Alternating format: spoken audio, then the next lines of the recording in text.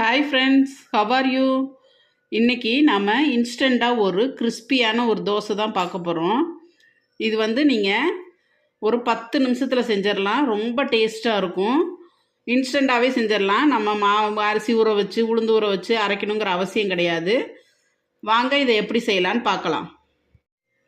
இந்த தோசை செய்கிறதுக்கு நாம் ஒரு உருளைக்கிழங்க தோல் சீவி கட் பண்ணி வச்சுருக்கோம். அதை எடுத்துக்கலாம். ஒரு பெரிய வெங்காயத்தை கட் பண்ணி வச்சுருக்கோம், அதையும் சேர்த்துக்குவோம். 3 பச்சை மிளகா, ஒரு 4 பல் பூண்டு சேர்த்துக்குவோம், ஒரு துண்டு இஞ்சி. இதை கொஞ்சமாக தண்ணி ஊற்றி அரைச்சி எடுத்துக்கலாம். பாருங்கள், இந்த மாதிரி அரைச்சி எடுத்துக்கணும். இப்போ இதில் 1 கப் ரவை சேர்த்துக்கலாம். இதோட ஒரு 3 ஸ்பூன் கோதுமை மாவு சேர்த்துக்கலாம். இதோட 1 கப் தயிர் சேர்த்துக்கலாம்.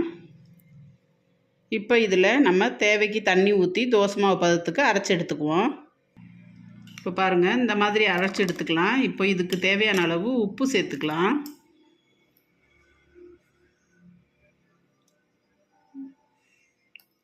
இதை நல்லா மிக்ஸ் பண்ணிக்குவோம். ஒரு தோசைட்டி அடுப்பில் வச்சு அந்த மாவை தோசையாக சுட்டு எடுத்துக்குவோம். பாருங்கள், நம்மளோட கிறிஸ்பியான தோசை ரெடி ஆயிடுச்சு. பாருங்கள் எவ்வளோ கிறிஸ்பியாக இருக்குன்னு. சாப்பிடவும் ரொம்ப டேஸ்ட்டாக இருக்கும். நல்லா இதில் நம்ம பச்சை மிளகா பூண்டு எல்லாமே சேர்த்துருக்கிறதுனால லைட்டான ஒரு காரத்தோடு நம்ம சட்னியே தேவையில்லை. சாப்பிட நல்லாயிருக்கும். நீங்களும் வீட்டில் செஞ்சு பாருங்கள்.